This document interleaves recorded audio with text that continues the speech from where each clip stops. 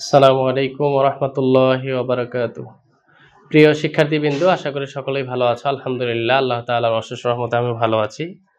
আজকে আমি তোমাদেরকে চতুর্থ শ্রেণীর ৩য় অধ্যায়ের প্রাথমিক গণিত দাগের অঙ্ক। এখান থেকে আমরা আজকে আমাদের ক্লাস শুরু করব ইনশাআল্লাহ। তো ইতিপূর্বে আমরা যে গুণের যে অধ্যায় করেছি, গুণ করেছি এবং সহজ পদ্ধতিতে গুণ করেছি, আশা করি তোমরা বুঝতে পেরেছো। তো এ পর্যায়ে তোমরা বইয়ের ৪৮ পৃষ্ঠায় দেখো ৫ নাম্বার একটা অঙ্ক, দাগের অঙ্ক বলা আছে যে এক রিমে ৫০০টা কাগজ থাকে, এরকম ১৬৩ রিমে কতটা কাগজ হবে?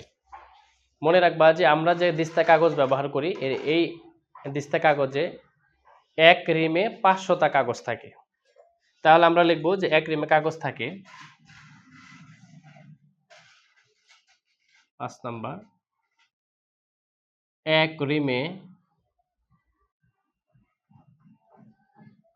কাগজ থাকে ৫০০টা।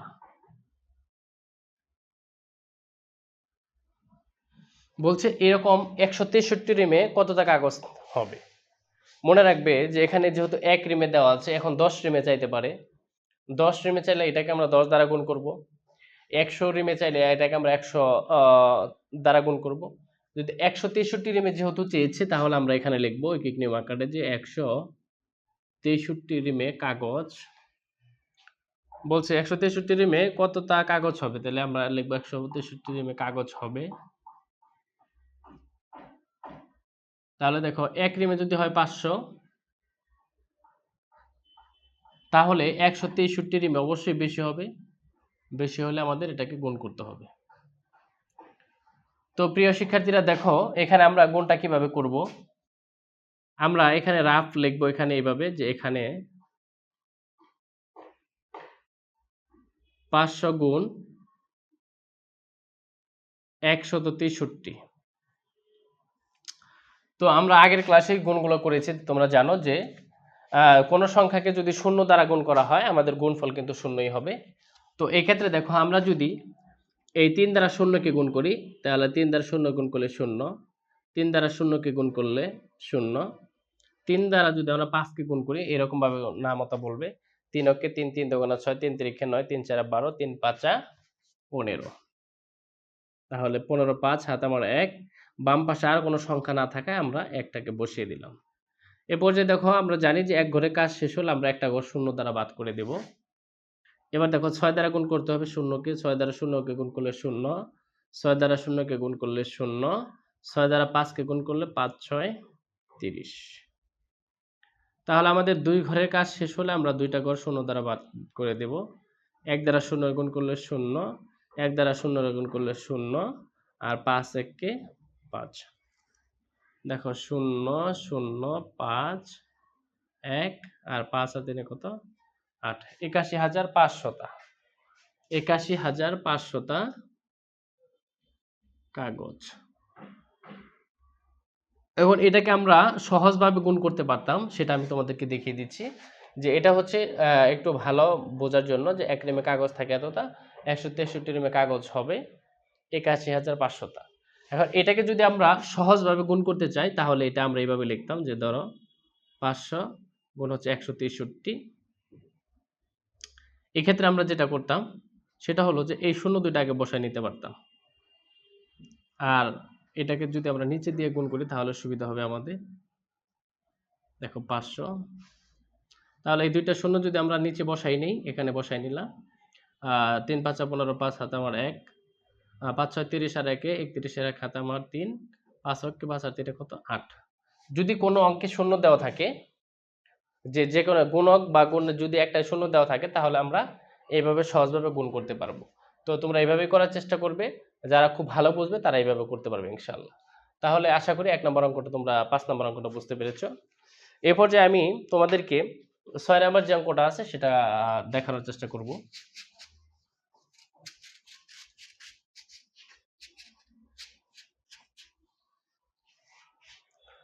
দেখো ৬ নাম্বার অঙ্কে কি বলেছে যে একজন শ্রমিক প্রতিদিন, শ্রমিক তো বুঝো যারা কাজ করে, যারা প্রতিদিন কাজ করে, সেটা রাজমিস্ত্রি হতে পারে, রড মিস্ত্রি হতে পারে, রিক্সা চালক হতে পারে, দিনমজুর হতে পারে, যে কোনো শ্রমিক শ্রমিক প্রতিদিন, প্রতিদিন মানে হচ্ছে একদিন। মনে রাখবে, আমি তোমাদের আগে পড়িয়েছিলাম যে প্রতিদিন, প্রতিদিন, প্রতি মাস, প্রতি বছর, প্রতি ঘন্টা, এরকম যদি উল্লেখ থাকে, প্রতি বছর, প্রতি ঘন্টা, তাহলে এটাকে বুঝতে হবে যে প্রতি দ্বারা আমরা বুঝি সাধারণত এক। বুঝি কত? এক। কত বুঝি? এক। কত বুঝি? এক। দিন থাকলে দিন, মাস থাকলে মাস, বছর থাকলে বছর, ঘন্টা থাকলে ঘন্টা। এটা খুব ভালো করে মনে রাখতে হবে। যে বলা আছে যে প্রতিদিন একজন শ্রমিক প্রতিদিন 525 টাকা আয় করে, তাহলে 3 মাস 18 দিনে কত টাকা আয় হবে? যেহেতু 1 মাস সমান 30 দিন, তাহলে আমরা এটা লিখব যে, আমরা জানি 1 মাস সমান কত দিন? 30 দিন। এটা দেওয়া আছে।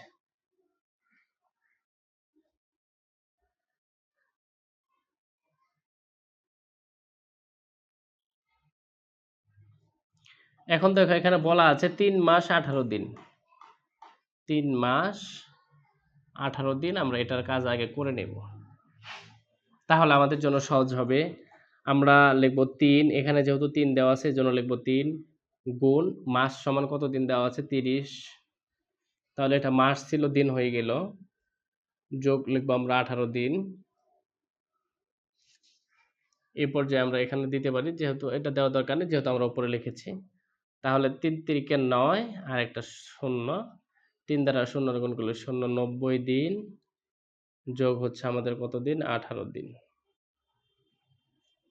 তাহলে দেখো 8 আর 0 যোগ করলে কত হবে? 8, 1 আর 9 কত? 10, 108 দিন। 108 দিন সে কাজ করে। বলছে 3 মাস 18 দিনে তিনি কত টাকা আয় করবেন? তাহলে তিনি 108 দিন কাজ করে। এই পর্যায়ে আমরা লিখব প্রতিদিন মানে একদিন, যে একদিনে আয় করেন,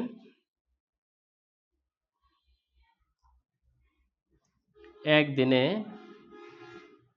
আয় করেন 525 টাকা। এটা দেওয়া আছে, তোমরা এটা বই দেখে লিখবে। তাহলে 108 দিন আয় করে, বলছে 3 মাস 18 দিনে কত টাকা আয় করবেন? তাহলে 3 মাস 18 দিন বরাবর আমরা কত বের করলাম? 108 দিন। তাহলে 108 দিনে আয় করেন 525 গুণ 108। তাহলে এই গুণটা রাফ আমরা নিচে করব, এখানে করব। দেখো, যদিও এখানে আমাদের জায়গা একটু কম, তারপরে এখানে করার চেষ্টা করতে হবে। তোমরা এখানে করে দিবে যে 525 গুণ 108। দেখো, 8 দ্বারা 5কে গুণ করলে 5 8 40 0, হাত আমার 4।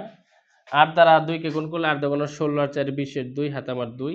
8 দ্বারা 5কে গুণ করলে 5 8 40 আর 2 42। এই পর্যায়ে আমাদের এক ঘরে কাজ শেষ, এক ঘর বাদ। 0 দিয়ে 5কে গুণ করলে 0, 0 দিয়ে 2কে গুণ করলে 0, 0 দিয়ে 5কে গুণ করলে 0। 2 ঘরে কাজ শেষ, আমাদের 2 ঘর বাদ। 5 1 কে 5, 2 1 কে 2, 5 1 কে 5। 0 0, 5 আর 2 কত? 7, আর 4 আর 2 কত? 6, আর এখানে কত? 5। তাহলে 56,700 টাকা, অর্থাৎ 56,700 টাকা। অর্থাৎ তিনি 3 মাস 18 দিনে কত টাকা আয় করতে পারবেন? 56,700 টাকা তিনি 3 মাস 18 দিনে আয় করবেন। তো প্রিয় শিক্ষার্থীরা, তোমরা আশা করি বুঝতে পেরেছো যে আমরা জানি 1 বছর সমান, সরি, 1 মাস সমান 30 দিন। তাহলে 3 মাস 18 দিন, মাসে আমরা কি করেছি? 30 দ্বারা গুণ করেছি, 90 দিন, যোগ করেছি 18 দিন, এখানে হলো 118 দিন, 8 দিন। 108 দিন, 90 আর 18, 108 দিন। তাহলে একদিনে আয় করেন কত টাকা? 525 টাকা। অতএব 108 দিনে আয় করেন 525 গুণন 108 সমান কত? 56,700 টাকা। আশা করি বুঝতে পেরেছো। এই পর্যায়ে দেখো 7 নাম্বার যে অঙ্কটা বলা আছে, এখানে কি বলা আছে সেটা খেয়াল করতে হবে তোমাদের একটু ভালো করে। বলছে যে সাবিহা সেলাই করে প্রতিদিন মানে একদিন 650 টাকা আয় করে, তিনি 235 দিনে কত টাকা আয় করেন? তোমরা এই অঙ্কটা নিজেরাও পারতে, তারপর আমি তোমাদেরকে করিয়ে দিচ্ছি একই নিয়ম। যে সাবিহা একদিনে আয় করেন, আগের অঙ্ক আর এই অঙ্কটা সেম। সাবিহা সেলাই করে একদিন আয় করে 650 টাকা। 650 টাকা আয় করেন একদিনে। তাহলে সাবিহা 235 দিনে কত টাকা আয় করবেন? সহজ অঙ্ক। তাহলে 235 চাক, 135 চাক, 50 চাক, যাই চাক না কেন, 65 চাক, কোনো সমস্যা নেই, শুধু গুণ করে দিবে। একের চাইতে বেশি চাইলেই আমরা গুণ করে দিব। তাহলে এটা আমরা এখানে রাব করে দিচ্ছি। দেখো প্রিয় শিক্ষার্থীরা, প্রত্যেকটা অঙ্ক যেহেতু আমাদের গুণ করতে হচ্ছে, তাহলে গুণটা তোমাদের আরো করা সহজ হয়ে যাবে। আমরা প্রথমে 5 দ্বারা শূন্যকে গুণ করব, 0। 5 দ্বারা 5কে গুণ করলে 5 5 25, এর 5 হাতে আমার 2। 5 দ্বারা 6কে গুণ করলে 5 6 30 আর 2 32। এক ঘরে কাজ শেষ, এক ঘর ভাত। 3 দ্বারা শূন্য গুণ করলে 0। 3 দ্বারা 5কে গুণ করলে 3 5 15, 5 হাতে আমার 1। 3 দ্বারা 6কে গুণ করলে 3 6 18 আর 1 19। তাহলে আমাদের 2 ঘরে কাজ শেষ, আমরা 2 ঘর বাদ দিয়ে দিলাম। 2 দ্বারা শূন্যকে গুণ করলে 0। 2 দ্বারা 5কে গুণ করলে 10 এর 0 হাতে আমার 1। 2 দ্বারা 6কে গুণ করলে 6 2 12 আর 1 13। 0 5 7 12 2 হাতে আমার 1 4 5 1। কত? 265 দিনে সে কত টাকা আয় করবে? 1,52,750 টাকা। 1,52,750 টাকা। সাবিহা সেলাই করে 235 দিনে 1,52,750 টাকা সে কি করবে? আয় করবে। প্রিয় শিক্ষার্থীরা, তোমরা এই অঙ্কটা আর আগের অঙ্কটা সেম একই, আশা করি বুঝতে পেরেছ। এ পর্যায়ে আমরা যে 8 নম্বর অঙ্কটা করব সেটা হলো 49টি বান্ডিলের প্রতিটিতে, বান্ডিল হচ্ছে আমাদের 49টা, প্রতিটিতে কি বলা আছে যে প্রতিটিতে 500টি করে ফুটবল ম্যাচের টিকিট রয়েছে। বান্ডিলগুলোতে মোট কতগুলো টিকিট রয়েছে? তো প্রিয় শিক্ষার্থীরা দেখো যে বান্ডিল হচ্ছে আমাদের 49টা। 49টা বান্ডিল এখানে দেওয়া আছে, যে 49টি বান্ডিলের প্রতিটিতে মানে একটিতে। তাহলে আমরা লিখতে পারি যে একটি বান্ডিলে ফুটবল ম্যাচের টিকিট রয়েছে।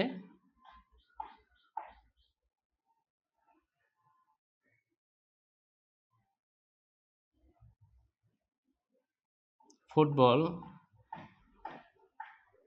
ম্যাচের টিকিট রয়েছে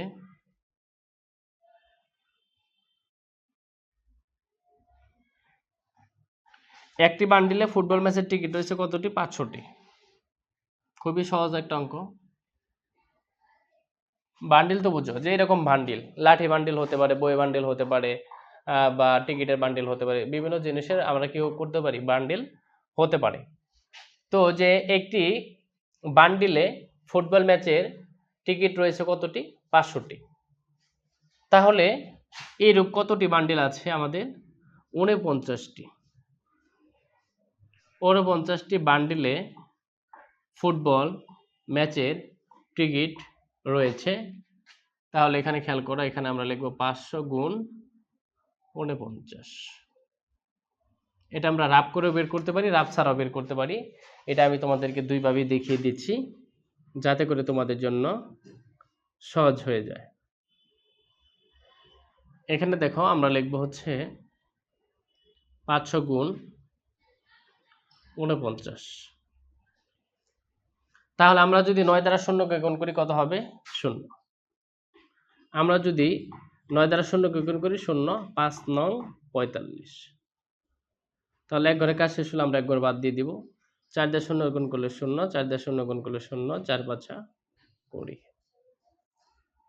0 0 5 4 2। 24,500টি টিকিট রয়েছে। 24,500টি টিকিট রয়েছে। তো এক্ষেত্রে আমি আগেই বলেছিলাম তোমাদেরকে যে এই গুণটাকে আমরা কিভাবে করতে পারি। যদি এরকম দেওয়া থাকে তাহলে এটাকে আমরা কি দ্বারা করতে পারি? এটাকে আমরা সহজভাবে এভাবে লিখে করতে পারি যে কিভাবে? 0 দুইটাকে বসিয়ে নিলাম। 5 নং 45 এর 5 হাতে আমার 4 আর 4 5 20 আর 4 24।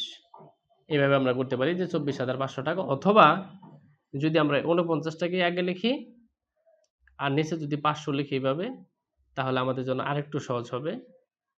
যেহেতু আমরা শূন্য এখানে আছে, শূন্য বসিয়ে দিলাম। 5 নং 45 এর 5 হাতে আবার 4, 4 5 20 আর 4 24। আশা করি বুঝতে পেরেছো। তোমরা এই নিয়মটা দেখতে পারো যে যদি গণ্য বা গুণকের মধ্যে যে কোনো একটার মধ্যে যদি আমাদের কি থাকে, যে কোনো একটার মধ্যে যদি আমাদের শূন্য থাকে, তাহলে আমরা গুণটাকে এভাবে করে দিতে পারি। তো প্রিয় শিক্ষার্থীরা, আশা করি তোমরা এই অঙ্কটা বুঝতে পেরেছো। তাহলে এই পর্যায়ে আমরা আরেকটা অঙ্ক করব এখান থেকে, যে আমরা 9 নম্বরে একটা অঙ্ক আছে এখানে, সেটা আমরা করে দিচ্ছি। দেখো,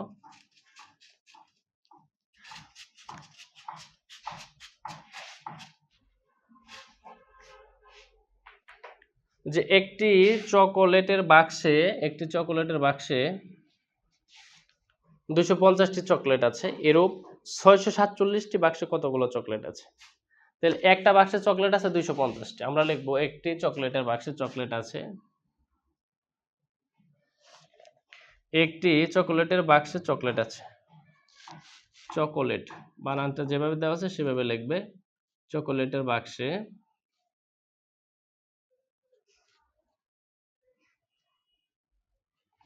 চকলেট আছে।